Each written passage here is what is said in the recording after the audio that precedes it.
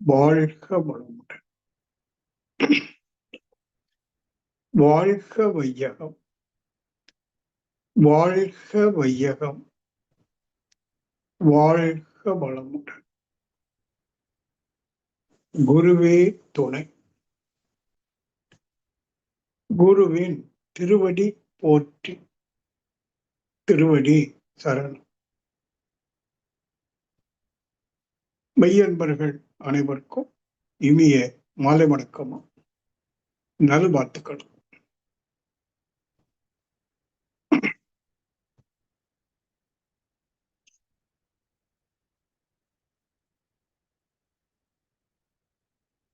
சென்ற சனிக்கிழமை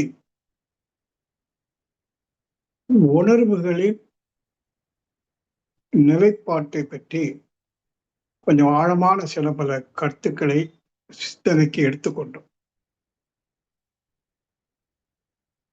அதுல எண்ணங்கள் என்பது ஒண்ணு,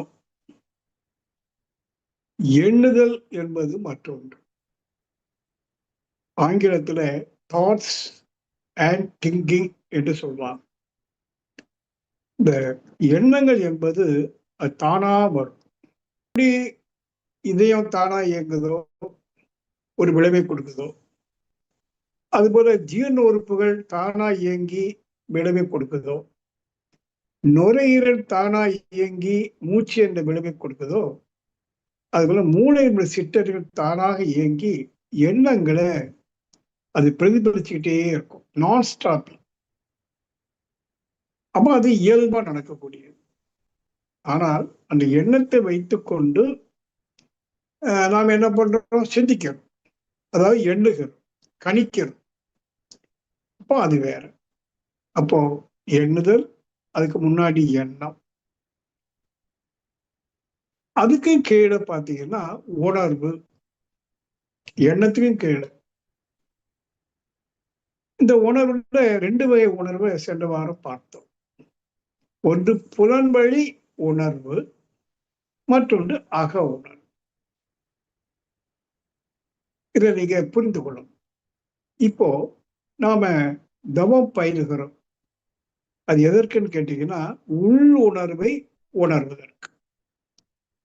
புலன்கள் வாயிலாக புற உணர்வை பெறுகிறோம், பார்த்து கேட்டுலாம். அது இயல்பா எல்லாருக்கும் நடக்கும். ஆனா அக உணர்வு, அகத்துல ஒரு கான்சியஸ்னஸ், இன்ஹரண்ட் கான்சியஸ்னஸ், உள்ளார்ந்த உணர்வுன்னு ஒன்று இருக்கு. அந்த உணர்வு தான் புலன்வழி சிதறும் போது ஐவகை உணர்வாக சிதறுது அப்படின்னு சென்ற வாரம் பார்த்தோம். சரி, இந்த உள் உணர்வு எப்படி இருக்கு அப்படின்னு அறிய வேண்டுமானா அதை உணர்ந்துதானே அறியணும். ஆகையினால தியானம் என்ற ஒரு பயிற்சியை கொடுக்கிறார். தியானத்தின் மூலமா, தொடர் பயிற்சியின் மூலமா புலன்வழி வெளியே செல்லக்கூடிய மனதை விடுவித்து அகநோக்கி திருப்பி, அது பேரு அகநோக்கு பயிற்சி. தியானம் என்பது அகநோக்கு. அகம் என்றால் எங்க? உடலுக்குள்ளே, மனதிற்கு அகம். ஏன்னா மனதை நாம அதனோட அலைச்சூழல் விரைவுன்னு ஒன்று சொல்றோம், மென்டல் ஃப்ரீக்வன்சி. அதை வச்சுட்டு அதுக்கு ஒரு பல படித்தரங்கள் கொடுக்கிறோம். அது வெளியில புறமணமா இயங்கும் போது அது பீட்டா வேவ் என்று சொல்லுவோம். அதாவது வினாடிக்கு 14 சுற்றுக்கு மேல 40 வரைக்கும் அது புறமண இயக்கம். அப்புறம் அது கீழே நடுமண இயக்கம், வினாடிக்கு 13 கீழே 9க்கு மேல உணர்வு இருக்கும். நடுமனதிலிருந்து, சப்கான்சியஸ் மைண்ட்லேருந்து வரக்கூடிய அந்த எண்ணம் மெதுவா அப்படியே போயிட்டு இருக்கும். ஆனா உணர்ச்சி வேகம் இருக்காது. ஏன்னா உணர்ச்சி வேகம் என்பது 14க்கு மேல போனாலும், வினாடிக்கு 14 சுற்றுக்கு மேல போனா அது உணர்ச்சி வேகம், அது பீட்டா வேவ் என்று சொல்றோம். இப்போ எண்ணம் வருது, அப்படி மெதுவா வருது, போகுது, அப்படியே ஊசலாடுதுன்னு வைங்கள. இந்த இடத்துல வினாடிக்கு 9லிருந்து 13 சுற்றுல மன இயக்கம் இருக்கும். சரி, இப்ப இடங்கள்லாம் படிப்படியாக குறைஞ்சி ஓரளவுக்கு நல்ல ஒடுங்கி அடங்கி நிற்கிறோம்னு வைத்துக் கொள்ளுங்க. அங்க மன அலை சுழல் விரைவை வினாடிக்கு 8 சுற்றுல இருந்து கீழே 4 வரைக்கும் இறங்கும். 8, 7 அப்படியே இறங்கும், மெதுவா இறங்கும். இந்த இடத்துல எண்ணங்கள் பெருசா இருக்காது. ஆனா மெதுவா புற உணர்வு இருக்கும். யாராவது சத்தமா பேசுனா கேட்கும், ஆனா டிஸ்டர்பன்ஸ் இருக்காது, கேட்கும். அதே அந்த டீட்டா வேவ்ல அடித்தளம் என்பது வினாடிக்கு 4, 5 சுற்று. அங்க வந்துட்டோம்னு வைக்கல, அந்த சத்தமும் கேட்காது. அப்போ ஐம்புலன் உணர்வுகள் இல்லை, எண்ணங்களும் இல்லை, உணர்வு மட்டும் இருக்கு. அதைத்தான் உள் உணர்வு என்று சொல்றோம். இந்த உள் உணர்வை நம்ம அடையணும். தவத்தினுடைய நோக்கமே உள் உணர்வை அடையணும். அந்த உள் உணர்வு என்பது என்னன்னு கேட்டீங்கன்னா உயிர் மையம். ஏன்னா உயிர்ல இருந்துதான், அந்த சுழல் அலையில் இருந்துதான் விரிவலை என்னும் காந்த அலை, அதுதான் மனம், மன அலை. காந்த அலை தான் மன அலை. அது புலன்வழி செல்லும் போது புறமனம். அந்த அளவுக்கு புரிஞ்சுக்கிடுங்க. அப்ப வினாடிக்கு 4, 5 சுற்றுல மனம் அடங்கும் போது எங்க அடங்குதுன்னா உயிர் இயக்கத்தில், அந்த சுழல் அலையில், விரிவலையில் அல்ல. விரிவலை என்பது காந்த அலை, மன இயக்க வேகம். ஏன்னா புலன்வழி உடனே அது வெளியில போகும். உற்பத்தியாளர் காந்த அலை 5 புலன்கள் வாயிலாக படர்க்க நிலை எய்தும், அது புறமன உணர்வா மாறிடும். ஆனா நீண்ட காலம் தவம் ஆற்றி அந்த மனதை உயிர்ல நல்ல நயப்படுத்தி ஒடுங்கி வைக்கிறோம். அப்ப வினாடிக்கு 4, 5 சுற்று. அது என்ன சொல்றோம்? உள் உணர்வு. எதனுடைய உணர்வு? உயிரினுடைய அதிர்வு உணர்வாகுது. இப்ப மனம் எண்ணங்கள்ல இல்லை. இப்ப அந்த இடத்துல அதை மனம்னு சொல்ல மாட்டோம். உயிரை ஒடுங்கின பிறகு அதை மனம்னு சொல்ல மாட்டோம். உணர்வு, உள் உணர்வு, இன்ஹரண்ட் கான்சியஸ்னஸ். அந்த உணர்வு எதனால நிகழுது என்றால் உயிரினுடைய இயக்கம் அல்லது அதிர்வு. அந்த அதிர்வு தான் உணர்வு. ரெண்டும் ஒண்ணுதான். அதிர்வே உணர்வு. கண் உணர்வு வைத்துக்கொள்ளும். சரி, அதுலயே நீண்ட நேரம் அந்த உணர்விலேயே இருக்கணும். அப்ப என்ன ஆகும்? இங்கதான் ரொம்ப முக்கியமான ஒரு இடம். இப்போ ஒரு உதாரணம் சொல்றேன். ஒரு வாழை நாறு, அதான் மல்லிகைப்பூ தொடுக்கிறாங்க, கட்டியாச்சு, வச்சிட்டோம். ஒரு 2 மணி நேரம்லாம் கழிச்சு பார்த்தீங்கன்னா அந்த நார்லயும் பூவுடைய வாசனை வரும். பூவோடு சேர்ந்து நாரும் மனம் பெறுகிறது. எப்படி அப்படின்னா, அந்த மலரில் இருக்கக்கூடிய விண் துகள்கள் அதிர்வு, அந்த அதிர்வலையும் நாரில் இருக்கக்கூடிய நுண் அதிர்வுடைய அதிர்வலையும் ஒன்றோடு ஒன்று கலந்து கொள்ளும். அதிர்வு கலராது, நல்லா கவனிக்கணும். அதிர்வு என்பது விண்துகள். பூல இருக்கிற விண்துகள் பூல தான் இருக்கும், நாரில் இருக்கிற விண்துகள் நாரில் தான் இருக்கும். ஆனா ரெண்டும் அதிர்வு பார்த்தீங்களா? அதனால வரக்கூடிய அதிர்வலை, அந்த விரிவலை ரெண்டும் ஒன்றோடு ஒன்று கலந்து பூ தன் வாசனைய நாருக்கும், நாரு தன்னுடைய மனதை பூக்கும் டிரான்ஸ்ஃபார்ம் பண்ணும். ஒண்ணு, இது ஒரு விஷயம். இப்ப இந்த அதிர்வலையினால நாரும் பூவும் ஒன்னோடு ஒண்ணு சேர்ந்தது போல, மெட்டீரியலா இல்லை. மெட்டீரியல் சொன்னா விண்துகள் தான் மேட்டர், எனர்ஜி பார்ட்டிகள். அந்த எனர்ஜி பார்ட்டிகள் விலகி தான் நிற்கும், அந்த சுழல் அலை விலகி தான் நிற்கும். அந்த விரிவலைன்னு சொல்றோம் பாருங்க, வைப்ரேஷன் இருந்து வரக்கூடிய ரேடியேஷன், அந்த விரிவலை ரெண்டும் ஒன்னோடு ஒண்ணு கலந்துக்கும். அது அரூபம், அரூப கலப்பு. இந்த ரீதியில நாறு பூன்னு சொல்லிட்டேன். அது சுத்தி வெளியில என்ன இருக்கு? காற்று. காற்றுல என்ன இருக்கு? விண்துகள், அதான் அதிர்வு. அப்ப அதுல என்ன வரும்? அதிர்வலை, ரேடியேஷன் வரும். அதுவும் இதுவும் கலந்துக்கும். அப்போ பூல் அப்படியே இந்த வாசனை, பூல இருந்து வரக்கூடிய வாசனைங்கிற அதிர்வலை, விரிவலை காற்றில் இருக்கிற பிந்துவிலிருந்து வரக்கூடிய விரிவலை அல்லது சுழல் அலை, அதிர்வலை ஒன்னோடு ஒண்ணு பின்னியும். இப்படியே காற்று மண்டலத்துக்கு மேல ஆகாச மண்டலம் அப்படின்னா என்ன? கோடான கோடி விண்தோள்கள் தனித்தனியா இயங்கிக் கொண்டிருக்கிற ஒரு களம். அப்ப அங்கேயும் அதிர்வு ஏற்படுது, அதுல இருந்து வரக்கூடிய அலையும் வருது, அதோட இது கலந்து கொள்ளும். இப்படியே அதிர்வுனால வரக்கூடிய அதிர்வலைகள் ஒன்றோடு ஒன்று கலந்து பிரபஞ்சம் முழுவதும் கலந்து இருக்கு. இது இயற்கை அப்படி நடந்துட்டு இருக்கு. சரி, இப்ப நமக்குள்ள என்ன ஆகுது அப்படின்னா, தவத்துல வினாடிக்கு 4-5 சுற்றுல ஒடுங்கும் போது அந்த விண்துகள், அதாவது உயிர் துகளுடைய சுழற்சி இருக்கு இல்லையா, அதனுடைய மையத்துல அதாவது அந்த உயிர் இயக்கத்தோடையே கலந்துருது. நமது உணர்வு உயிர் என்ற அதிர்வோடு கலருது. கலந்த என்ன ஆகும்? உயிர் அதிர்ந்துட்டு இருக்கா, விரிவலை பார்க்குதா. இந்த இடத்துல விரிவலைங்கிறது நீங்க அந்த வெறும் உடலுக்கு எல்லை கட்டி இருக்கிற காந்தலைன்னு எடுக்க வேண்டாம். உடலை விட்டும் வெளியில வித்தவுட் டிரான்ஸ்ஃபார்மிங் ஒரு ப்ரொஜெக்ஷன். எதனுடைய ப்ரொஜெக்ஷன்? அதிர்வு அலையிலிருந்து வரக்கூடிய விரிவலை என்றும் காந்த அலை தான்.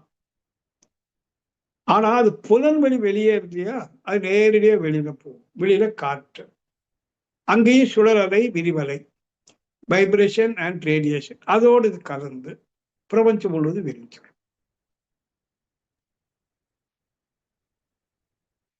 இப்போ என்ன புரிஞ்சுக்கிட்டோம்?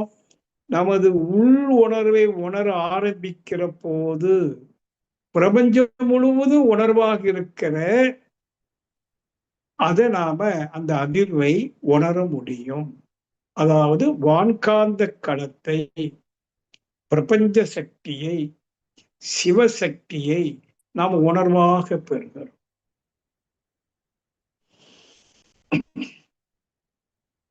புரியுதான் பாரு. தவம் எதற்கு? இப்போ பிரபஞ்ச உணர்வு. இதுவரைக்கும் உடல் உணர்வு, எல்லை கட்டிய உணர்வு, புலன் வழி. அது எல்லை கட்டிய உணர்வு என்பதனால மனம் குறையாக இருக்கு, குறைபாடு உடையதாக இருக்கு. ஏன்னா எல்லை கட்டி தான் நம்ம உணர்ந்திருக்கோம், அறிஞ்சிருக்கோம். இப்போ பிரபஞ்சம் முழுவதும் உணர்வு வந்துருச்சா, அப்போ அது எல்லையை மீறி விஸ்வரூபமா நிக்குது. அப்போ அங்க அதுக்கு குறை இல்லை, மன நிறைய ஆகுது. கண்டென்ட் என்று சொல்லுவாங்க, நிறைவா இருக்குது மாறி ஒரு உணர்வு.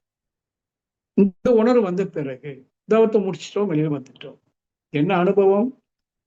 இந்த மனம் தன்னை ஒரு முழுமையான உணர்வாக உணர்ந்து விட்டதுனால அந்த மனதில் குறை ஏதும் இல்லை. பெரிய வீடு இல்லை, என் சொந்த வீடு கூட இல்லை, வேண்டாம் குடிசை வீடு, அதுக்கு குறை இல்லை. துணிமணிக்கு 1-2 குறை இல்லை, எந்த குறையும் அந்த மனதுக்கு இல்லை. இப்ப என்ன ஆகுது? நம்ம மனசு அல்லது இந்த ஆன்மா விடுதலை அடையும்.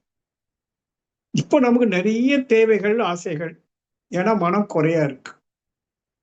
ஆகையினால மனம் சிக்கி இருக்கு, விடுதலை சிக்கு, ஆன்மா சிக்கி இருக்கு, தேடு பலவிதமான பிரச்சனைகளுக்கு காரணமாகும். ஆகவேதான் ஞானிகள் தவத்தின் மூலமா நீ உன்னை உணர்ந்து கொள், நீ உண்மையில் வெறும் உடல் அளவுக்கு எல்லை கட்டிய, மன அளவுக்கு எல்லை கட்டிய இயக்கம் அல்ல, நீ பேரியக்கம், சிற்றியக்கம் அல்ல, நீ பிரபஞ்சம் முழுவதும் நிரம்பி இருக்கிற பேர் இயக்கம். ஆகவே தவத்துக்கு முக்கியத்துவம் கொடுத்தான். சரி, அந்த அளவுக்கு ஒடுங்கி தவம் செய்யணும்னு சொன்னா நம்ம மனசுல இருக்கிற இயல்பா இருக்கிற அச்சம், பயம், கவலை, ஃபியர்னஸ் அண்ட் வொரிஸ் எல்லாருக்கும் இருக்கு. ஆண்டிக்கு இருக்கு, அரசனுக்கு இருக்கு. ஆண்டிக்கு ஒரு கவலை, அரசனுக்கு ஒரு கவலை, ஆக மொத்தத்துல கவலை, பயமும் கூட. அப்ப எப்படி மனம் ஒடுங்கும்? அப்ப இங்கதான் நீ அஞ்ச வேண்டாம், கவலைப்பட வேண்டாம் என்பதற்கு சில விஷயங்களை நம்ம புரியுதுக்கு சொல்லி கொடுக்கிறாங்க. அதுல ஆழமான கருத்து புரிய வேண்டியது, இந்த புற உலகத்துல நாம பண்ணிட்டு இருக்கோமே, இது எல்லாம் வெறும் கனவுக்கு ஒப்பானது, கற்பனை, 1% கூட உண்மை. இதுதான் சென்ற வாரம் நம்ம சிந்தனைக்கு எடுத்துக்கொண்டோம். அது கொஞ்சம் ஆழமான விஷயம். நீங்க நல்லா புரிஞ்சுக்கிட்டீங்கன்னா, ஓஹோ, ஆமா, தேவைக்கு மேல எவ்வளவு இருந்தாலும் பயன் இல்லை, ஒரு முடிவுக்கு வர முடியும். தெளிவு. அது உறுதியா நிக்குமாங்கிறது 2வது விஷயம். ஒரு தெளிவு. தேவைக்கு மேல ஒரு பைசா இருந்தாலும் பயன்படாது. ஆனா பணம் எவ்வளவு பயனுடையது. பணம் பாதாளம் வரைக்கும் பாயும். பணம் மட்டும் இருந்துடுச்சுன்னா எவ்வளவோ நினைக்கிறோம், ஒண்ணும் ஆகாது. எவ்வளவு பணம் வந்தாலும் நீ பிச்சைக்காரன் தான். அந்த மனம் பிச்சைக்கார மனம், கையேந்துகிற மனம். நான் ஒரு கொஞ்ச நாளைக்கு முன்னாடி ஒரு கதை சொன்னேன், அக்பருடைய கதை. அவரு எப்படி அல்லாட்ட தொழும்போது சாம்ராஜ்யத்தை விரிவுபடுத்தி தாரும் என்று பிச்சை கேட்டாரோ, அவன் அரசன் பிச்சை கேட்கிறான், இவன் ஆண்டியும் கேட்கிறான். ஏன்னா மனம் 2 பேருக்கும் ஒண்ணுதான். வெளியில கௌரவமா அவன் அரசன், இவன் ஆண்டி வெளியில. ஆனா 2 பேருடைய மனசும் ஒண்ணுதான். அத்தகைய மனதை நம்ம வச்சுக் கொண்டுதான் என்னெல்லாமோ பண்ணிட்டு இருக்கோம். ஆனா உண்மையை நல்லா புரிந்து கொண்டால், இந்த புற உலகம் சார்ந்த வாழ்க்கை அல்லது புற உலகத்தை நம்ம விரிவுபடுத்தி வச்சிருக்கோமே, அது நிச்சயமா கனவுக்கு ஒப்பானது, கற்பனை. அது புரியுதுக்கு சென்ற வாரம் 2 விதமான அறிவை நான் உங்களுக்கு சொன்னேன். ஒண்ணு அனுபவ அறிவு, மற்றொன்று சாட்சி உணர்வு.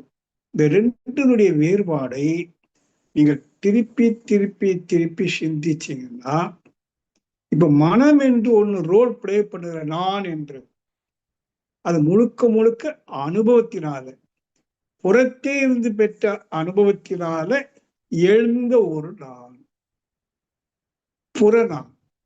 புறம் சார்ந்த நான் கூட அல்ல, அது பியூர்லி புறநான், அகநான் அல்ல. அந்த புறநான் சிந்திக்கிறது, செயல்படுத்துறதுலாம் கனவை தவிர வேற என்ன இருக்க முடியும்? நாம பெற்ற அனுபவங்கள் அனைத்துமே புலனில் புறத்திலிருந்து பெற்ற அனுபவம், புற அனுபவம். அது இப்ப நான் என்று எழுதுன்னு சொன்னா, அந்த நான் புறம் சார்ந்த நான் என்று சொல்வதை விட புறநான். அப்படி ஒரு நான் இருக்க முடியாது. ஆனா இப்ப இருக்கு. அப்போ அது நிச்சயமா கனவுல நாம எத்தனையோ காட்சியை காண்றோம். யார் யாரோ வராங்க போறாங்க, நல்லது நடக்கு, கெட்டது நடக்கு. அது என்ன கனவுனா என்ன? தூங்கி முடிச்ச பிறகு தெரியுது. அப்படி ஒண்ணு நடக்கவே இல்லை கனவு. அதே மாதிரிதான் இப்போ. ஆனா ஏன் அதை இப்ப கனவுன்னு எடுக்க முடியல? நேற்றைய தொடர்ச்சி இன்னைக்கு இருக்கிறதுனால, ஒரு தொடர் நிகழ்வு இருந்து கொண்டே இருக்கிறதுனால அதை கனவுன்னு எடுத்துக்க முடியல. தூக்கத்துல அப்படி இல்லை. கனவு தூக்கம் முடிஞ்சதும் அந்த கனவு போயிடுச்சு. ஆனா நேற்றுல இருந்த நிகழ்ச்சி போகல, மனசுல இருக்கு. ஒரு தொடர் நிகழ்ச்சியா இருக்கு. ஆகவே இதை கனவுன்னு எடுத்துக்க முடியல. ஆனா என்ன சொல்றோம்? கனவுக்கு ஒப்பானது, முழுக்க முழுக்க மாயா. அது எந்த உண்மையும் இல்லை. அப்ப உண்மைங்கிற நான் பிறக்காம நாம வாழ்கிற வாழ்வு எப்படி உண்மையாக இருக்கும்? ஆனா எல்லா மனிதர்களும் அப்படிதான் வாழ்ந்து கொண்டிருக்கிறாங்க. அரசன் முதல் ஆண்டி வரை. ட்ரம்ப் வந்துட்டாரு, உலகத்தையே ஒருவாறு அதிர வைக்கிறார். ஒரு தனி மனிதனுடைய கற்பனை, கற்பனையில இருந்த அதிகார வெறி சின்ன சின்ன இந்த நாடுகளுக்கு அச்சத்தை கொடுக்குது. ஒரு தனி மனிதனுடைய நிலை. அந்த உலகம் முழுவதும் அமைதி இழந்து சமாதானம் இருப்பதற்கு காரணம், யாருமே உள்ளுணர்வை பெறல. தனது உண்மைத்தன்மை உணராத காரணத்தினால பொய்மைகள் தலை விரித்து ஆடுது. என்ன செய்ய முடியும்? ரமண மகரிஷி ஒரு யங் மேன், ஒரு எஜுகேட்டட் யங் மேன், ரமணன்ட்டு போய் உட்கார்ந்து அவர்கிட்ட ஆசையெல்லாம் வாங்கிட்டு கேட்கிறான், ஐயா நீங்க பெரிய ஞானி, இப்படி ஒரு இடத்துல இந்த காம்பவுண்ட் விட்டு கூட நீங்க வெளியில வந்து இங்கேயே இருக்கிறீங்க, வெளியில எவ்வளவோ துன்பங்கள் கஷ்டங்கள் என்னால சகிக்க முடியல சாமி, நான் ஏதாவது அவங்களுக்கு செய்யணும்னு நினைக்கிறேன், நான் என்ன செய்யட்டும் கேட்கிறான். கேட்கிறாரு, உன்னால என்னப்பா செய்ய முடியும்? உன்னை கொண்டு காட்டுல விட்டு சிங்கத்தை அடக்கு, புலிய ஒடுக்குன்னு சொன்னா முடியுமா? உன்னால முடியுமான்னு கேட்கிறாரு. அது விலங்கு, வைல்ட் அனிமல். அதை விட மோசமான வைல்ட் அனிமல் தான் நீ சமூகத்துல பார்க்கிற. உன்னால ஒண்ணு செய்ய முடியும். உனக்கு உண்மையில் சமாதானம் வேணும், அமைதி வேணும்னா இங்க உட்காரு. அங்க அதை செய்யணும் இது செய்யணுங்கிறதுக்கு ஏற்கனவே டிபார்ட்மெண்ட்ஸ் இருக்குன்றாரு. நீதிமன்றங்கள் இருக்கு, காவல் நிலையம் இருக்கு, அரசாங்கம் இருக்கு, அதுக்குன்னு ஆட்கள் இருக்காங்க. நீ எதுக்காக இருக்கிறாய் என்று ஒரு மனம் சொல்றதோ அதற்காக நீ வாழ். நீ உண்மையிலே அமைதியை தேடுவதா இருந்தால் நீ உலக சமாதானத்தை உன்னால் கொண்டு வர முடியாது. மகிழ்ச்சியுடைய கனவும் உலக சமாதானம், வேர்ல்டு பீஸ். இஸ் இட் பாசிபிள்ங்கிற கொஸ்டின் இருக்கு. மகிழ்ச்சியை பார்த்து அந்த கேள்வியை நாம எழுப்பியிருக்கோம், இது நடக்குமா? இப்போ சொன்னது தனி மனித அமைதி மூலமாக வர வாய்ப்பு இருக்கு. எத்தனை தனி மனிதர்கள் இருக்கிறாங்க? 800 கோடி மக்கள். இந்த 800 கோடி மக்களும் என்னைக்கு அமைதி அடைந்து உலகம் அமைதி அடைவது? அப்பா சொன்னார், அப்படி இல்லை. உதாரணமா இந்தியா இருக்குது. அரசன் எவ்வளி அவ்வளி மக்கள். ஒரு கால அரசன் ஒரு சமாதானம் அமைதியை அடைந்தால் அவனுடைய ஆட்சி எப்படி இருக்கும்? அவனுடைய ஆட்சியில் அவன் எதையெல்லாம் கொண்டு வருவான் கேட்கிறார். அவன் மனிதன் சமாதானம் அடைய, அமைதி அடைய ஒரு ஆன்மீக அரசியலை அறிமுகப்படுத்துவான், கொஞ்சம் கொஞ்சம்.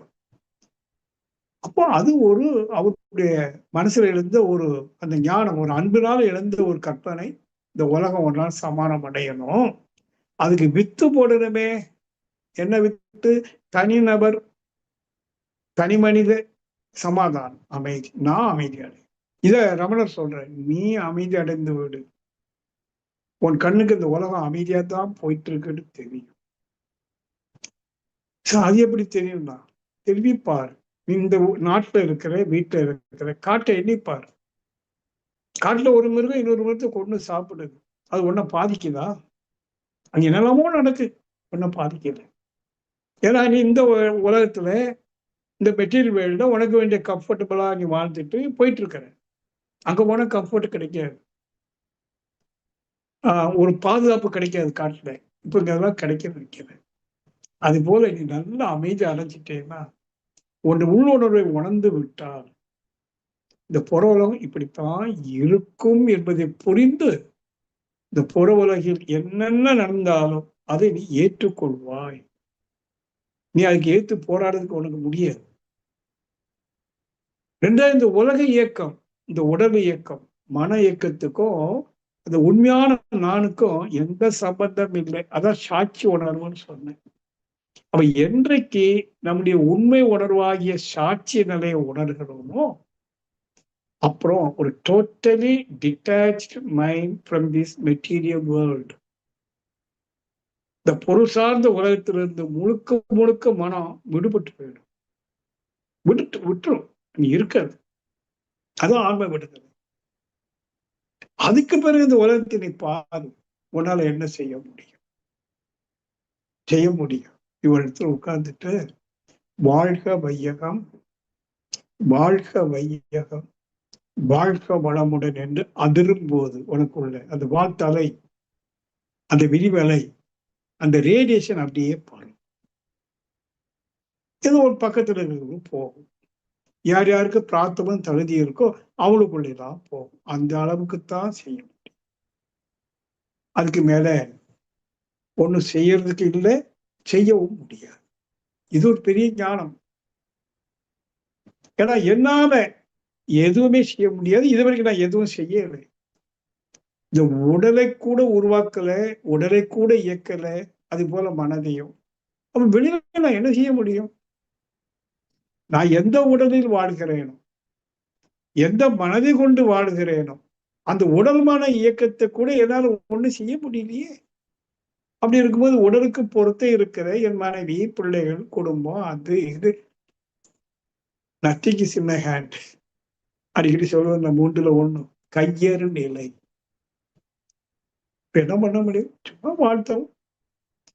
நம்ம நெருங்கி வரவங்களுக்கு இந்த ரேடியேஷன் அவங்களுக்கு போய் சேரும். இதான் சத்சங்.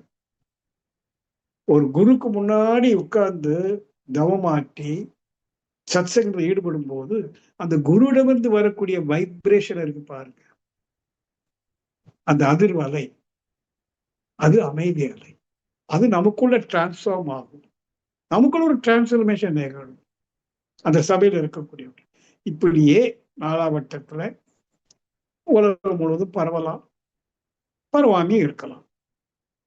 அது நம்ம கையில் இல்லை அப்படின்னு ரமணர் சொன்னாரு. மகிழ்ச்சி அதை அடிப்படையா வச்சுதான் சொல்லியிருக்காரு. எதுக்கு சொல்றேன்னா, உங்களை சுற்றி எத்தனையோ பிரச்சனைகள், சங்கடப்படக்கூடிய பிரச்சனைகள் இருக்கு. உங்களுக்குள்ளே இருக்கு, வெளியிலே இருக்கு. உங்களுக்குள்ள இருக்கக்கூடிய, உங்கள் மனதில் இருக்கக்கூடிய அந்த பிரச்சனை எப்படி விடுபடுவது? அதுதான் வெளியில. அப்ப நமக்குள்ள இந்த பிரச்சனை எங்க இருந்து வந்தது? வெளியிலிருந்து தான் வந்தது. அனுபவ அறிவு வெளியிலிருந்து பெற்றது. இப்படிலாம் நீங்க அதை சிந்திக்கணும். இன்னொரு பக்கம் சிந்திக்கிற போது மகிழ்ச்சி ரமணர் சொன்னதையே விஞ்ஞான ரீதியா சொல்லிட்டார். எல்லாம் தானாதான் நடக்கும்.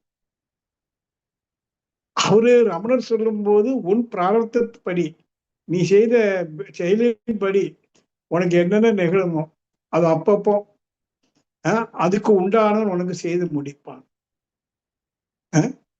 நீ விளைவு இப்படி வரும் நினைச்சா வரணும்னு சொல்ல முடியாது. அப்படி விளைவு வரா நினைச்சாலும் நடக்காது. நடக்க வேண்டியது நடக்கும். உன்னை சேர வேண்டியது சேரும். யாராலையும் தடுக்க முடியாது.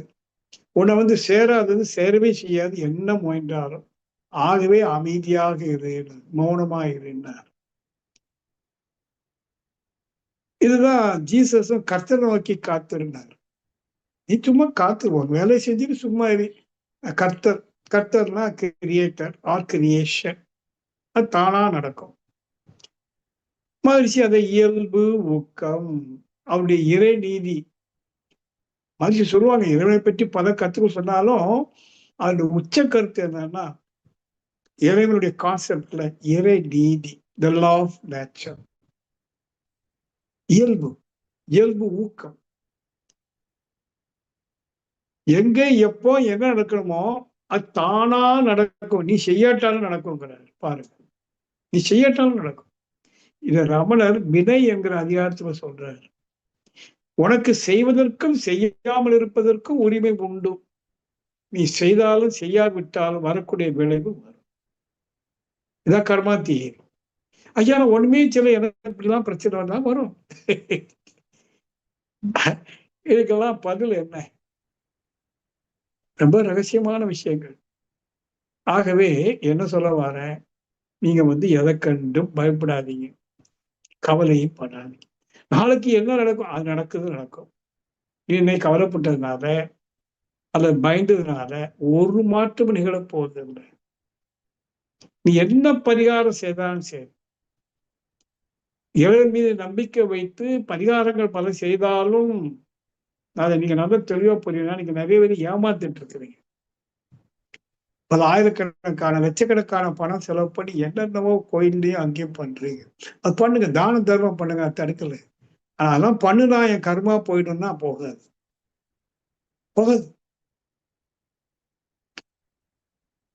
ஆனா இந்த மாதிரி சிந்திக்கிற போது நாளைக்கு எது வந்தாலும் அதை ஏற்றுக்கொள்ள தயார் என்று நீங்க சிந்திப்பீங்கன்னா அது ஏற்றுக்கொள்ற பக்குவம் வரும். அதை உறுதிப்படுத்துறது மாதிரி சொல்வது இயல்பு ஊக்க நியதி. அணு தோன்றியதும் பிரபஞ்சம் தோன்றியதும் தாவரங்கள்ல இருந்து நீர் தோன்றியது வரைக்கும் தானாக நிகழ்ந்திருக்கிறது. ஒன்னால அல்ல, தானாக. அல்லது இறைவன் உருவாக்கினா இல்லை, அப்படி ஒரு இறைவன் இல்லை. இந்த உலகை படைப்பதற்கு படைப்பாளி என்ற ஒரு தனி நபர், ஒரு person, there is no such person. ஆற்றல் இருக்கு, அதீதமான ஆற்றல் இருக்கு, இறை ஆற்றல் சொல்றேன். அது அதனுடைய இயல்புக்கு அடிப்படைப்படி எல்லாம் வெளிப்படும். ஊக்கப்படுத்தும், செயல் வரும், செயலுக்கு விளைவு வரும். அது நேச்சர். நாம ஒரு இன்டர்ஃபியர் பண்றோம் பாருங்க. தானா நடக்க வேண்டியது இல்லை, நானா நடத்துவேன்னு சொல்லி போகும்போது சில பல முரண்பாடுகள் அறியாமையின் காரணமாக, உணர்ச்சி வயப்பட்டதின் காரணமாக நம்முடைய சொல்லும் செயலும் இயற்கை முரணாக போகிற போது விளைவு மாறிடும். இப்படிதான் வாழ்க்கை போயிட்டு இருக்கு. ஆகவே சுருக்கமா சொல்றது, நீங்க யாரும் நாளைய பற்றி அஞ்சவோ கவலைப்பட வேண்டியது அவசியம் இல்லை. எல்லாம் நடக்கும், எல்லாம் நடக்கும்னு யாரும் உறுதி சொல்றா? கிருஷ்ணன். எது நடந்ததோ அது நன்றாக நடந்தது, எது நடந்து கொண்டு இருக்கிறதோ அதுவும் நன்றாக நடக்கும், எது நடக்க இருக்கிறதோ அதுவும் நன்றாக நடக்கும். என்ன சொல்றாரு? அது நன்றாகத்தான் நடக்கிறது என்று புரிந்து கொள்ளக்கூடிய அறிவை நீ பெருக்கிக் கொள். எங்க வீட்டுல நான் பேசும்போது சொல்லுவாங்க, எப்படிங்க பாருங்க, இவ்வளவு கஷ்டம், இவ்வளவு பிரச்சனை, நன்றாக நடக்குன்னு சொல்றீங்க. பிரச்சனை தலைக்கு மேல பிரச்சனை இல்ல, இது நன்றாக தான் நடக்குன்னு கிருஷ்ணன் சொன்னா எப்படி ஏற்றுக்கிறது? தப்பால இருக்கு, எவ்வளவு கஷ்டமா இருக்கு. அப்ப நான் சொல்லுவேன், இறை வாக்கு தவறாது, இறை வாக்குல தவறு இருக்காது. இப்படி இருக்குது. அப்போ நாம என்ன புரிந்து கொள்ளணும்? அது துன்பம் தருது போல பிரச்சனையா இருக்கு, அது ஏதோ ஒரு நன்றி இருக்குன்னு கண்டுபிடி. ஜீசஸ் சொல்றாரு, துன்பப்படுகிறவன் பாக்கியவானார். யாராவது சொல்ல முடியுமா? எவ்வளவு கஷ்டம் துன்பம், இல்லப்பா உன்னை பார்த்து நீ ரொம்ப பாக்கியவான், துன்பம் நல்லா போடு அப்படின்னு அது ஏத்துக்குவீங்களா? அப்ப என்ன சொல்லப்படுதுன்னா, அந்த துன்பம் உனக்கு ஏதோ ஒன்றை அறிவிக்கிறது, அது ஒரு மெசேஜ். நம்ம சந்திக்கிற ஒவ்வொரு ப்ராப்ளமும் நத்திங் பட் மெசேஜ், செய்தி. அதுக்கு பின்னாடி ஏதோ ஒரு ரகசியமான செய்தி இருக்கு. அதை கண்டுபிடிக்கணுமா? கண்டுபிடிச்சா நீ பாக்கியவான். பாக்கியவான் மட்டும் இல்லை, என்ன நிகழ்றதோ சரியா தான் நிகழுது, நன்றாக தான் நிகழ்ந்தது உங்களால ஒத்துக்கொள்ள முடியும். அப்ப அந்த அளவுக்கு நீங்க உங்க சிந்தனையை பெருக்கி அந்த அறிவுகளுக்கு வேண்டீங்கன்னா அஞ்சுவதுக்கு ஒண்ணும் இல்லை, கவலைப்படுறதுக்கு ஒண்ணும் இல்லை. எப்படி எடுத்துக்கிடலாம்? நான் உயிரோடு இருக்கிறேனே, நான் ஏன் பயப்படணும்? இல்ல நம்ம இழந்துட்டேனே, மீண்டும் பெறுவோம். இல்ல இழந்ததுனால இப்ப என்ன கஷ்டம்? இன்னைக்கு 1,00,000 வச்சிருந்தேன், திருடிட்டு போயிட்டான். 1,00,000 மிச்சம் தானே வச்சேன், அவன் எடுத்துட்டு போனான். உனக்கெல்லாம் என்ன கஷ்டம்? இருந்தா என்ன, இல்லைன்னு என்ன? இருக்குன்னு நினைச்சுக்கோ. இந்த 500 கோடியை திருடிட்டு போனானே சொன்னானே, 5 டப்பா, ஞாபகப்படுத்துங்க. இப்படிலாம் சிந்திச்சீங்கன்னா அச்சம் போயிடும். நானும் போக போறேன், நான் ஏன் அஞ்சணும்? நான் ஒரு நாளைக்கு போயிடுவேன், போகும்போது எல்லாத்தையும் இழந்துட்டு போறேன். நான் இன்னைக்கே போயாச்சுன்னு நினைச்சுக்குவோம். there is no I அப்படி வச்சுடுங்க. அப்ப என்ன சார் இருக்கு? உணர்வு இருக்கு. உணர்வு தானே நானு, அது இருந்துட்டே இருக்கே. இறந்த பிறகு இருக்குதே, இறப்பது உடல், அதிர்வு இறப்பதில்லை, ஆன்மா இறப்பதில்லை. அது உணர்வு ரீதியாக இருந்து கொண்டே இருக்கா இந்த காற்று மண்டலத்துல. உங்களுடைய முன்னோர்கள் இறந்தவர்கள் எப்பவும் செல்லலை. அதிர்வலையாக ஒரு தொகுப்பு அதிர்வலையா ஒரு மையத்தை வைத்துக் கொண்டு இருக்கு. அந்த மையத்துல அது செய்த பாவ புண்ணியத்துக்கு ஒப்ப அது எங்கெங்க எந்த தளத்தில் இருக்கணுமோ அந்த தளத்துல இருக்கு. அதனால நீங்க எல்லாரும் நன்றாவே நடக்குன்னு எடுத்துட்டு அமைதியா வாழ்ந்து பாருங்க. உங்க கருமையத்துல இருக்கக்கூடிய அந்த பாரம், வருத்தப்பட்டு பாரம் இருக்கே, அது அப்படியே தானா இறங்கும். அந்த மையத்தில் பாரம் இறங்க இறங்க இந்த ஆன்மாவுக்கு லைட் வெயிட், உடலை விட்டுடுச்சாப்போ அது கொஞ்சம் மேல போயிடும், பூமியை ஒட்டி வராது. அதனுடைய தளம் வேறு, மேல போ. அந்த தளத்துல ஏற்கனவே போனவங்க இருக்காங்க பாருங்க. மகிழ்ச்சி இருக்காரு, ரமணன் இருக்காரு, இப்ப நான் போறேன்னு வைத்துக் கொள்ளுங்க. எனக்கு உள்ள கருமையத்துல பார்த்தெல்லாம் இறக்கிட்டேன் கொஞ்சம் கொஞ்சமா. 98% இறக்கிடுச்சுன்னு வைங்களேன். அது பூமியை ஒட்டி நிற்காது. அது அவங்க கூட போயிடும். அங்க அவங்களாம் சந்திக்கிறேன். அவர்கள் தான் தேவர்கள் என்று சொல்றோம், ஏஞ்சல்ஸ் என்று சொல்றோம். அது ஒரு உலகம்.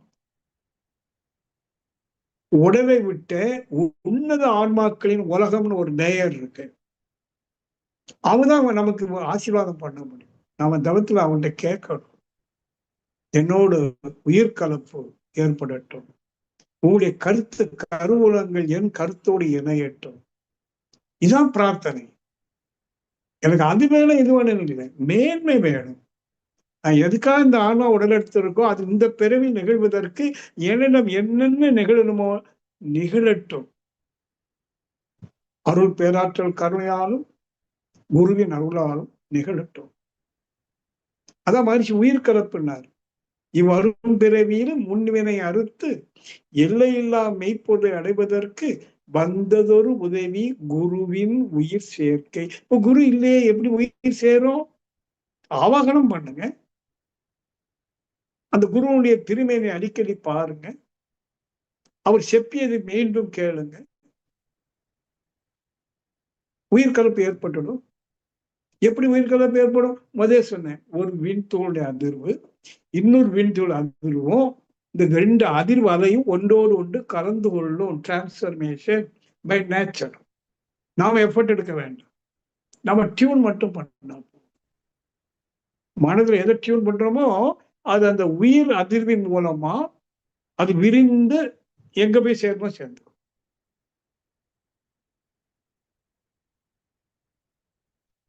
சொல்லுங்க, நம்ம எப்படி இந்த யோகாவை புரிந்து செயல்படுவது? ஏனோ தானோன்னா இல்லை, முழு வைராக்கியத்தோடு கேட்டதெல்லாம் சிந்தனைக்கு எடுத்து உங்க விவேக புத்தியை பெருக்கிக் கொண்டு வாழும் நெறியை மாற்றிக்கொண்டு, அது ரொம்ப முக்கியம். அறம் நின்று வாழ்தல் என்பது விளையாட்டு அல்ல. உங்களுக்குள்ள நீங்களே ஒரு மாற்றத்தை கொண்டு வாங்க. இது வரைக்கும் அப்படி இப்படி எப்படி இல்லாம வாழ்ந்துட்டோம், இனி அப்படி இல்லை. அறம் நின்று இரண்டொழுக்க பண்பாடு, ஈதலும் இசைப்பட வாழ்தலும். அது வல்லது ஊதியம் இல்லை உயிருக்கு. இந்த ஆன்மாவுக்கு விடுதலை. ஊதியம் என்றால் விடுதலை. எப்போ? ஈதலும் இசைப்பட வாழ்தலும். யாருக்கும் எந்த ஜீவனுக்கும் துன்பம் கொடுக்காம இசைந்து வாழ்கிற பண்பும், துன்பப்படுவது உதவுதல் என்ற ஈதலும், ஈதலும் இசைப்பட வாழ்தலும் ஆன்மாவுக்கு விடுதலை. அப்போ அறம் நின்றுதான் நான் நீ வாழ்வேன். எவ்வளவு கோடி கிடைச்சாலும் சரி, நோ காம்ப்ரமைஸ். நான் இப்படிதான் வாழ்வேன். சரி பண்ணுவோம் நம்மள. அங்க ஒரு கால் இங்க ஒரு கால். ஏதோ மன்றத்துக்கு போனோம், தியானம் போனோம், எல்லாம் பண்றோம். இங்க வந்து பழப்படி வியாபாரத்துல கலப்படம், ஏமாற்று, வஞ்சனை, பிறர் அள வைக்கிறது, சீண்டி பார்க்கறது. அப்படி நடக்கிறீங்களான்னு பாருங்க. மன்றத்துக்கு போறோம், தியானம் பண்றோம், பிரம்ம ஞானம் கத்துக்கிட்டோம், மேடல் ஏறி பேசவும் செய்யறோம், மற்றவங்களுக்கு சொல்லியே கொடுக்கறோம். ஆனா நம்முடைய செயல் எப்படி இருக்கு? இதெல்லாம் நாம திரும்பி பார்க்கணும். மனம் திரும்புங்கள் என்று சொன்னா இந்த மனதில் என்ன இருக்குன்னு பார்க்கணும். முதல்ல போக்க வேண்டியதை போக்கணும். இப்படி ஒரு உன்னத வாழ்க்கை நெறியை, அறநெறிக்கு உட்பட்ட வாழ்க்கை நெறியை செயலுக்கு கொண்டு வரணும். அப்போ மீதெல்லாம் நல்ல முறையில நடக்கும். தியானம் நிகழும். ஒரு நாள் அந்த உள் உணர்வு பிரபஞ்ச உணர்வா, அந்த இன்ஹரண்ட் கான்சியஸ்னஸ் சொன்னோம், அது யூனிவர்சல் கான்சியஸ்னஸா மாறிடும். அங்கதான் அன்னைக்குதான் தெரியும் நாமெல்லாம் யாரு. அற்ப மனிதர்களா? இல்ல, அதீதம். அற்பம் அல்ல, அதீதம். Estate of பியாண்ட்னஸ். இதுக்கு உள்ள சாத்தியம் பூரா நம்ம யோகா மார்க்கத்துல, ஆன்மீக சிந்தனையில அழகா இருக்கு. நம்ம அதை எந்த அளவுக்கு பயன்படுத்திட்டு மேல நோக்கி போறோங்கிறது நம்ம கையில தான் இருக்கு. இது மூலமா நான் சொல்றேன் அப்படின்னா, நான் தினமும், அப்கோர்ஸ் எனக்கு ஒரு வேலை இல்லை. வயசான காலத்துல எனக்கு வேற பணம் சம்பாதிக்கிற வேலையோ ஒன்றும் இல்லை, ஏதோ கல்யாண வீட்டில் கூப்பிட்டா போகணும், வேற என்ன வேலை, வீட்டிலேயே தான் சும்மா இருக்கும். ஆனா மகிழ்ச்சி கொடுத்த கருத்தையும் தவத்தையும் திருப்பி திருப்பி பண்ணி பண்ணி பண்ணி பார்க்கிற போது அது அந்த கடவுள்ங்கிற வார்த்தை இருக்குல்ல, அற்புதமான வார்த்தை. கடவுள் பெயர் சொல்லல்ல, வினை. கடவுள் கடவுள் சொல்லிட்டே இருக்கணும். ஏன்னா அதுக்கு லேயர்ஸ் இருக்கு, தௌசண்ட்ஸ் ஆஃப் தௌசண்ட் லேயர்ஸ். நாம ஏதோ மென்டல் ஃப்ரீக்வன்சில கொஞ்சம் தான் பேசிட்டோம். வினாடிக்கு 4 முதல் 16 அப்புறம் 40 இல்ல. 10க்கும் 9க்கு இடையில எவ்வளவு ஃப்ரீக்வன்சி இருக்குன்னு தெரியுமா? நிறைய இருக்கு. கோடிக்கணக்கான அலைச்சுழல் விரைவு இருக்கு. ஒரு நாளைக்கு முன்னாடி ஒரு பேராசிரியர், விஞ்ஞான பேராசிரியர், குவாண்டம் தியரி அப்படிங்கிறத பற்றி பேசிட்டு இருந்தார். முடிஞ்சா நீங்களும் கேட்கலாம். அவருக்கு பேர் வந்து பேராசிரியர் முரளின்னு சொல்லி, அவர் ஒரு யூடியூபர். அவங்க படிச்சு பேசுறது, உணர்ந்து பேசுறாங்கன்னு சொல்ல முடியாது. எல்லாரும் பத்தியும் பேசுவாங்க, வேதாத்திரி மகர்ஷி எல்லாத்தையும் பத்தி பேசுவாங்க. சொல்லிட்டு கடைசி அவர் வந்து முடிக்கிறார், வேதாத்திரி மகர்ஷி அவர்கள் அதனுடைய ரகசியத்தை, அந்த பூட்டை உடைத்து விட்டார் என்று முடிக்கிறார். நான் விரும்பி கேட்டேன்னா தலைப்பிலே வருது, விஞ்ஞானிகளுடைய குவாண்டம் தியரியுடைய அணுகுமுறையும் விஞ்ஞானிகளான வள்ளலார் அவர்களும் வேதாத்திரி அவர்களும் இந்த குவாண்டத்தை எவ்வாறு கண்டார்கள் என்று விளக்க ஆரம்பிச்சார். என்னடா நம்ம சாமிஜிக்கு பேரை சொல்றாருன்னு கவனமா கேட்டு 1 மணி நேரம். இன்னும் விஞ்ஞானி எட்டலை. ஆனா அந்த குவாண்டம் அவங்கள்ட்ட வேலை செய்து வச்சுதான் அந்த ஆர்டிபிஷியல் இன்டெலிஜென்ஸ் எல்லாம் கண்டுபிடிக்கிறாங்க. செயற்கை நுண்ணறிவு. ஆனா மகிழ்ச்சி கொடுக்குறது இயற்கை நுண்ணறிவு. It is not artificial, true. அது அவர் சொல்றாரு, விஞ்ஞானிகளுக்கு கருவி எந்த அளவுக்கு போகுதோ அந்த அளவு தான் அளக்க முடியும். ஒரு காலத்துல என்ன சொல்லுவாங்க, அப்புறம் ஒண்ணு இல்லைம்பாங்க. ஆனா இப்போ கருவி போகாத இடத்த வச்சுட்டு இல்ல அங்க என்னவோ இருக்குன்னு தேடுறாங்க. தேடும்போது இந்த நுண் இயக்கங்கள் இருந்து வரக்கூடிய அலைகளை அளக்க முடியாது. ஆனா சில நல்ல விளைவுகள் கிடைச்ச உடனே விளைவு கிடைக்கி ஆகவே அங்க என்னவோ இருக்குன்னு யூகிக்கிறாங்க. டச் பண்ண முடியல, ஏன்னா கருவி அங்க போக முடியாது. அந்த அளவுக்கு நுண் இயக்கம். ஆனா தவம் போகும், தவம் உள்ள போகும். உள்ள போய் போய் போய் போய் எப்படின்னு கண்டுபிடிச்சதுதான் தன்னிருக்க சூழ்ந்தழுத்தும் ஆற்றல்.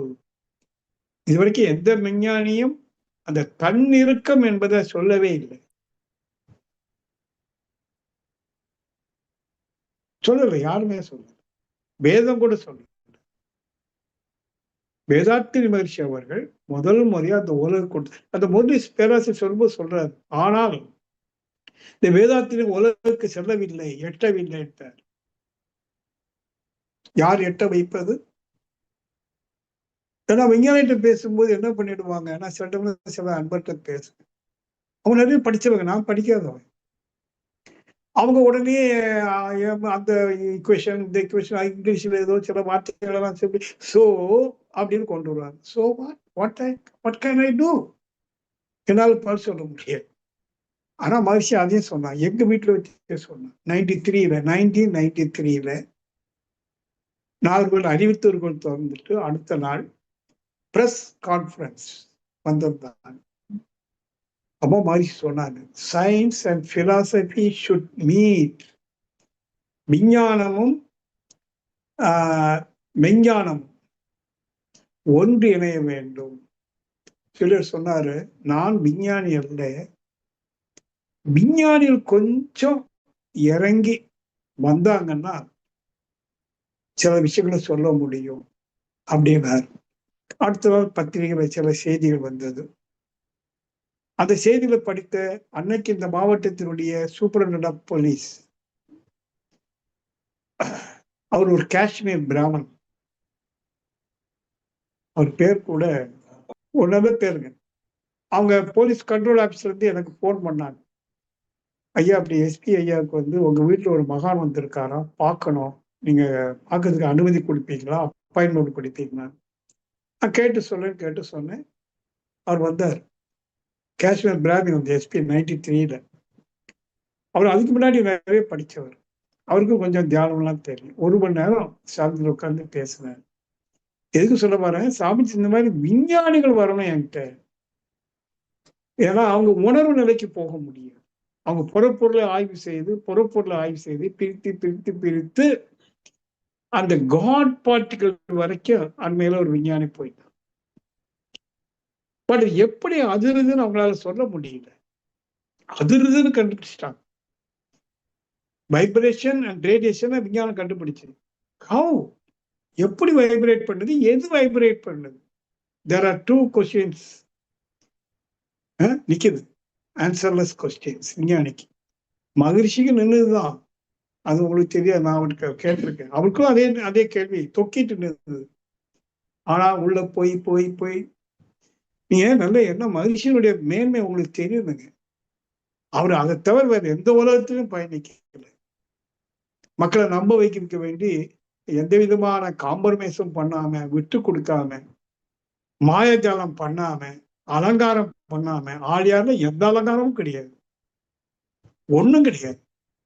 முழுக்க விஞ்ஞானத்தின் துணை கொண்டு எப்படியாவது மக்களுக்கு கொடுக்க வேண்டும் என்று துடிப்பை தவிர, அது துடிப்பை நல்லா கவனிச்சிருக்கு. இறைவெளியே தன்னிருக்க சூழ்ந்தழுத்தும் ஆற்றல், இதன் திணிவு மடிப்பு விழ நுண்விண்ணாம். இந்த 2 வாக்கியத்துக்கு அர்த்தம் சிலருக்கு புரிஞ்சுக்க முடியல. மடிப்பு விழுன்னா என்ன? எது மடிப்பு விழுது? அப்ப அது நுணுகி போறதுக்கு என்ன வேணும்? நுண்ணறிவு வேணும். அது தவத்தோடதான் சிந்திக்க முடியும், தவத்தோடதான் உருவப்படுத்தி பார்க்க முடியும். விஞ்ஞானிகளுக்கு தவம் இல்லையே. எனக்கு தவம் இருக்கு, ஆனா நான் விஞ்ஞானி அல்ல. இந்த மகிழ்ச்சியில நான் இருக்கேன். எனக்கு நான் இருக்கிறேன். நான் உங்களுக்குன்னு சொல்ல மாட்டேன், ஆணவத்துல சொல்றேன். எனக்கு நான் புரிந்து கொள்வதற்கு எனக்கு நான் இருக்கிறேன். மகிழ்ச்சியோட விளக்கம் என்கிட்ட இருக்குது. ஆனா நான் விஞ்ஞானி இல்லை. ஒரு விஞ்ஞானிகிட்ட பேசுனா அவன் என்ன ஃபூல் ஆக்கிடுவான். 4 பேருக்கு முன்னாடி பேசுறேன்னு வைங்களேன், நீங்களே பார்ப்பீங்க. என்ன சார் உண்மை சொல்றது தெரியல, விஞ்ஞானி சொல்லிக் கொடுக்க முடியாது. ஏன்னா அவன் விஞ்ஞானத்தை அடிப்படையாக கொண்டு பலவிதமான விஷயங்களா வச்சுட்டு, நோ சார் ஐன்ஸ்டீன் என்ன சொல்லியிருக்காரு உங்களுக்கு தெரியுமான்னு கேட்பாரு. யாருக்கு தெரியும்? என்ன சொன்னார்? அவர் ஒரு ஈக்குவேஷனை போட்டு அப்படின்னா என்ன ஏதோ சொல்லுவார். அதுக்கெல்லாம் நான் பதில் சொல்ல முடியும். நம்முடைய உள்ளுணர்வுக்கு அவர் வர முடியாது. அப்ப என்ன செய்ய முடியும்? என்னைக்கு சயின்ஸும் விஞ்ஞானம் சந்திக்க போகுது? மகிழ்ச்சி சந்திக்கணும்னு சொன்னார். ஏன்னா அன்னைக்கு சந்திக்கல, என்னைக்காவது சந்திக்குமா? அப்போ இன்னைக்கு இருக்கிற இந்த குவாண்டம் பிசிக்ஸ், அந்த விஞ்ஞானத்தை கற்றுக்கொண்டவர்கள், அந்த விஞ்ஞானத்துல ஆழமா செல்லக்கூடியவர்கள், தயவு செய்து நான் பேசுறது யாரோ கேட்கலாம், பல இடங்களுக்கு போகலாம். கேட்கறவங்க யாரோ ஒரு விஞ்ஞானி நீங்க இருப்பீங்கன்னா, குறிப்பா இந்த காஸ்மாலஜி, குவாண்டம் தியரி அதை படித்த ஒரு விஞ்ஞானி இருப்பீங்கன்னா, நீங்க தயவு செய்து உலக சமுதாய சேவா சங்கத்தினுடைய மனவளக்கல மன்றம் ஊர்லயும் இருக்கு, முதல் தியானம் கத்துக்கிடுங்க. தியானத்தில் உள்ளொடுங்கி போகிற ஆற்றலை பெருக்குங்க. உங்களுடைய விஞ்ஞான அறிவும் இந்த விஞ்ஞான உணர்வும் உங்களை ஒரு இடத்துல சந்திக்க வைக்கும். அன்னைக்கு இந்த உலகத்துல நீங்க பிரம்மாண்டமான விஷயத்தை நீங்க வெளிப்படுத்த முடியும். அப்ப இந்த முரளின் சொல்ற பேராசிரியர் ஒரு கேள்வி கேட்டார். தண்ணீருக்கு சூழ்நிலத்து மாற்றனாலதான் எல்லாம் நடக்குங்கிறதுக்கு ப்ரூஃப் கிடையாது. அவர் சொன்ன விஞ்ஞான மாற்றத்துல சொன்னாலும் அதுக்கு நிறுவனம் இல்லையே. மக்கள் எப்படி ஏத்துக்குவாங்க? வேதத்திலே சொல்றாரு. சரி, நான் நிறுவனம் கொடுக்க முடியும்னு அவர்கிட்ட பேசல. மனசுல உடனே நிறுவனம் இருக்கு, ஆனா நீ தவம் பண்ணி உள்ளுணர்வு பெற்றிருந்தால் மட்டும்தான் அது உனக்கு நிறுவனம் ஆகும். இன்னொருத்தர் நிறுவனம் கொடுக்கிறது இல்லை.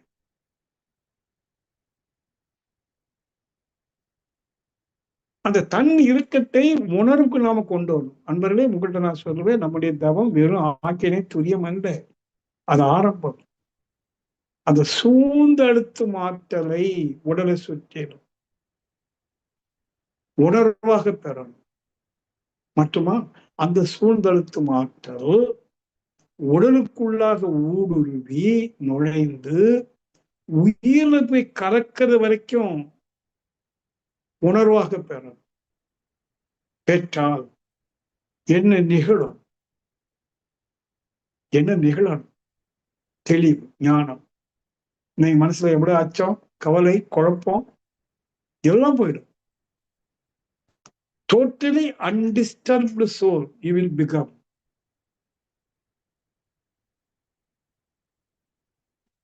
இதை விட என்ன பலன் வேணும்? இதுதான் மகிழ்ச்சி. ஒரு பாடலே சொல்றாரு, ஒரு பாட்டை சொல்லுவாரு, உன்னிலே நான் அடங்க என்னுளே நீ விளங்க. வார்த்தை பாருங்க, இறைவா, எல்லையற்ற பரம்பொருளே, ஏகமே, உன்னில் நான் அடங்க என்னுள் நீ விளங்க. நான் இத்தனோடு தான் இருக்கிறேன், ஆனா நீ அவ்வளவு பெரியவன். ஆனா என்னோட எனக்குள்ள நீ விளங்கி கொண்டிருக்கிற, பிரகாசித்துக் கொண்டிருக்கிற. எனது உளம் தூய்மை பெற்றேன், இன்னும் வேறு என்ன வேண்டும்? இப்பேறு பெற்றது. இந்த பேருக்கு அப்புறம் என்ன வேணும்? அவ்வளவு நிறைவு, சந்தோஷம். இப்ப என்ன கிடைக்கல சொல்லுங்க? ஞானங்கிறது தெரிந்த நல்ல அறிவு. நாம அதை வச்சுட்டு ஒரு கருவியை கண்டுபிடிக்க போறது இல்லை. விஞ்ஞானம் அப்படி இல்லை. எதை கண்டுபிடிச்சாலும் அதுக்கு ஒரு கருவி, ஒரு சாதனம், அதுக்கு வியாபாரம், மார்க்கெட்ல வந்துடும். ஆர்டிபிஷியல் இன்டெலிஜென்ஸ் நிறைய கொண்டு விற்குது. சைனா மேக்ஸிமம் ப்ரொடக்ஷன் பண்றது, $1 trillion பிசினஸ் ஆகுது. ஸோ அவங்க எல்லாம் மெட்டீரியல் வேர்ல்ட்ல பிசினஸ் ஓரியன்டா திங்க் பண்ணி, இந்த விஞ்ஞானம் நமக்கு என்ன கொடுத்தது, சூழ்நிலத்து மாற்றம் நமக்கு என்ன காசு கொடுத்தது, அப்படிதான் அவங்க கேள்வி வேணும். ஆனா ஞானி அப்படி கேட்க மாட்டான். என்ன கொடுத்தது? அவனே என்கிட்ட கொடுத்துட்டானே, என்னுள்ளே நீ விளங்க. அந்த சுயம் பிரகாசிக்கிறத அவன் பார்க்கிறான். அவன் தன்னை நித்திய புருஷனா உணர்றான். Yes, I am the eternal supreme being. I have no birth and no death, only beingness. So அந்த ஸ்டேட் ஆஃப் மைண்ட் போன பிறகு அவனுக்கு கேட்கறதுக்கு என்ன இருக்கு? அவன் எப்போ ஒரு டொட்டாலிட்டி ஆயிட்டானோ கேட்கறதுக்கு என்ன இருக்கு? இது விஞ்ஞானிகள் ஏற்ற முடியுமா? எல்லாமே ஒரு டிபேட்டா போயிட்டு இருக்கு. சயின்டிஸ்டுகளே நிறைய டிபேட்ஸ் இருக்கு, நிறைய வாதங்கள், வாக்குவாதங்கள்லாம் இருக்கும். ஆக நம்ம மாதிரி சாமானிய மனிதர்கள், நமக்கு பெருசா விஞ்ஞானம் தெரியாது. ஆனால் மெய் உணர்வு கிடைத்த பிறகு எப்படி இருக்கு? ஒரு ஒரு வாரத்துக்கு முன்னாடி ஜே கிருஷ்ணமூர்த்தி, மிகப்பெரிய தத்துவஞானி, அவருடைய ஒரு ஸ்பீச்சை நம்ம யூடியூப்ல கேட்டேன். அவர் இதை இப்ப நம்ம பேசணும் பாருங்க, இதுதான் அவர் சுருக்கமா சொல்றாரு அவருடைய கோணத்துல. இதெல்லாம் உங்களுக்கு வாய்ப்பு கிடைக்குமானா, நீங்க சினிமா பார்க்கறது, இலக்கியங்கள் கேட்கறதுலாம் இருக்கட்டும், அந்த யூடியூப்ல போயிட்டு கொஞ்சம் நம்ம பேசுறது நிறைய இருக்கு. மகிழ்ச்சி முன்னாடி காலத்துல பேசுறது இருக்கலாம். இந்த மாதிரி சில வெளி உலக தத்துவ விஞ்ஞானிகள், ஓஷோ, ஜே கிருஷ்ணமூர்த்தி, இப்படி பலர், அதெல்லாம் நீங்க அதான் சரின்னு ஏத்துக்கிறது இல்லை. இது கலெக்டிவ் நாலேஜ். கொஞ்சம் நாலேஜை கலெக்ட் பண்ணுங்க, தப்பு இல்லை. அப்புறம் உங்களுடைய சுய வாழ்க்கை அனுபவத்தை ஒட்டி உங்க வீட்டுல அன்னன்னைக்கு என்னென்ன நடக்குது, உங்க மனசு எப்படி டிராவல் பண்ணுது, இது பேசிக். ஏன்னா நீ you are the only deciding authority, nothing else, nobody else. So நீங்க டிசைட் பண்ணக்கூடிய இடத்துல இருக்கிறதுனால உங்களுடைய கலெக்டிவ் நாலேஜை வைத்துக்கொண்டு உங்களுடைய வாழ்க்கை அனுபவம், உங்களுடைய உள்ளுணர்வு, அதையே வைத்துக்கொண்டு சுயமாய் சிந்தித்தே தெளிவாய். மகிழ்ச்சி அழகா போட்டார் பாருங்க. சொல்லால் மட்டும் நம்பாது, யார் சொன்னாலும் நம்பாது. நம்பாதுன்னா உடனே ஏத்துக்காத, நீ சுயமா சிந்தி. எனக்கு கிடைச்சி இன்னொருத்தர் கிடைக்கணும்னு அவசியம் இல்லை, அவருக்கு கிடைச்சி எதை கிடைக்கணும்னு அவசியம் இல்லை. ஏன்னா we are unique. தனித்தன்மை. அப்ப என்னுடைய பதிவு, நான் கொண்டு வந்த பதிவு, என்னுடைய வாழ்க்கை அனுபவம், நான் கலெக்ட் பண்ண நாலேஜ், இதெல்லாம் வைத்துக்கொண்டு, என்னுடைய உள்ளுணர்வை வைத்துக்கொண்டு நான் என்ன டிசைட் பண்றேன். This is my life. நான் டிசைட் பண்றேன் என்ன. இப்போ நான் அடிக்கடி உங்களுக்கு சொல்லியிருப்பேன், நான் இவங்க ரெண்டையும் ஒப்பிட்டுட்டு என் அறிவை பெருக்குவேன். ஒரு பக்கம் வேதாத்திரி மகர்ஷி, ஒரு பக்கம் பகவான் ரமண மகரிஷி. அவர் கோமணத்தை கட்டிட்டு உட்கார்ந்தாரு. இவர் நல்ல வெள்ளை வேட்டி, வெள்ளை ஜிப்பா, மஞ்சள் துண்டு. அவரு மொட்டை, தாடியெல்லாம் வலிச்சிருப்பார், முழுன்னு இருப்பார். இவர் நல்ல பெண் தாடி. அவர் ஒரே இடத்துல உட்கார்ந்தாரு. இவர் உலகம் பூரா சுத்தினார். Entirely different character.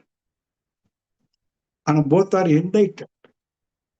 இது என்ன, எது சரி அப்படின்னு ஒரு டிபேட் மனசுக்குள்ள கொண்டு போனா யார் மனசு சொல்லுது ரெண்டும் சரி. அவருக்கு அது சரி. ஏன்னா அவருடைய பேசிக்னா அந்த பதிவு, அவர் கொண்டு வந்த பதிவு, இவரு கொண்டு வந்த பதிவு ரெண்டும் சரிதான். ரெண்டும் சேரணும்னு என்கிட்ட கேட்டா சொல்லுங்க. அதுக்கு ஆதாரம் கொடுப்பவர் திருவள்ளுவர். அது வேறு கவியனுடைய பொருள் வேற. அது இங்க நான் அடாப்ட் பண்ணேன். என்ன பாட்டு தெரியுமா? சென்று விருந்து ஓம்பி மறுவிருந்து காத்திருப்பன் நல்விருந்து வானத்தவருக்கு. அவர் சொன்னது இதுல விருந்தோம்பல்ல சொல்றாரு. எப்படியா? சென்று விருந்து ஓம்பி. எங்க சென்று? வீட்டுல வந்து யாசிக்க முடியாது, விருந்துல கலந்து கொள்ள முடியாம நொண்டியோ குருடோ குஷ்டரோகியோ புற்றுநோயோ எங்கோ மடத்துல ஒளிந்து கிடப்பான். நீ தேடி சென்று அவனுக்கு விருந்து படைத்து சென்று விருந்து ஓம்பி வீட்டுக்கு வந்துட்டியா? அப்போ ஓய்வெடுத்துட்டு இருக்க, மறுவிருந்து காத்திருப்ப. நம்ம வீட்டுக்கு யாராவது வந்து யாசிக்க வரமாட்டாங்களா? பசின்னு வரமாட்டாங்களா? அவனுக்கு சாப்பாடு கொடுக்க தயாரா இருக்கான் இல்லையா ஒருத்தன்? அவனுக்கு இறைவன் காத்துட்டு இருப்பான். இறைவன் வந்து இவனுக்கு ஒரு ஹோஸ்ட், இவன் அவனுக்கு கஸ்ட். யார் இவன்? சென்று விருந்து ஓம்பி மறுவிருந்து காத்திருப்பான் நல்விருந்து. இவன் நல்விருந்து யாருக்கு? வானத்தவருக்கு. அங்க இறைவனை இவனுக்கு விருந்து கொடுக்கிறவன் இவன் விருந்தாளி ஆவான். மகிழ்ச்சி சென்று கொடுத்தார். வேதாத்திரி மகிழ்ச்சி சென்று சென்று விருந்து கொடுத்தார், அறிவு விருந்து. ரமண மகிழ்ச்சி வருவிருந்து காத்து இருந்தார், அறிவு விருந்து. ரெண்டு விருந்து ஓப்பனும் தானே. அப்ப என் மனசுக்குள்ள ரெண்டு மகான்களுடைய உயிர் கலப்பு எனக்கு உற்சாகத்தையும் ஆக்கத்தையும் ஊக்கத்தையும் கொடுத்து கொண்டு இருக்கத நான் இப்ப நல்ல ஓய்வுல வீட்டுல இருக்கேன் பாருங்க, அனுபவிச்சுக்கிட்டே இருக்கேன். இதுக்கு மேல என்ன ஒரு நமக்கு வேணும்? பணத்தை வச்சு என்ன செஞ்சிட முடியும்? ஒண்ணும் செய்ய முடியாது. என்ன செய்யறதுக்கு இருக்கு?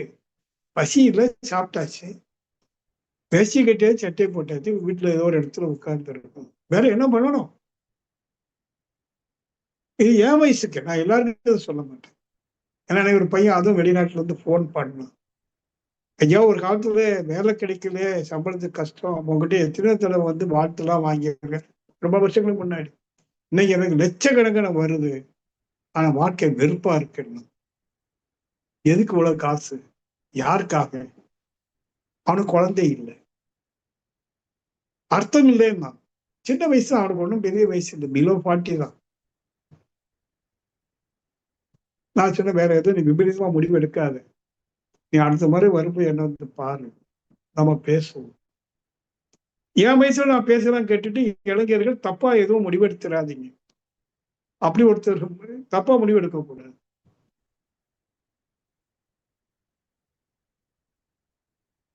வாழ்க வளமுடன் நண்பர்களே. நீங்கள் ஒவ்வொருவரும் உங்களுக்குள்ள பேராற்றலோடு கூடிய பேரறிவு இருக்கு. அதை கொண்டு நீங்கள் உங்களை டிசைட் பண்ண முடிவெடுங்க. உங்க வாழ்க்கையை, உங்களுடைய பிறப்பினுடைய அவசியம் என்ன, ரகசியம் என்ன, அறிய வேண்டியது என்ன, எவ்வாறு அறிவது, அதற்கு வேதாந்த முயற்சி கொடுக்கக்கூடிய பதில் என்ன, அப்படின்னு ஒரு நூல் கட்டி வாழ கற்றுக்கொள்ளும். வாழ்க்கை வளமுடன்.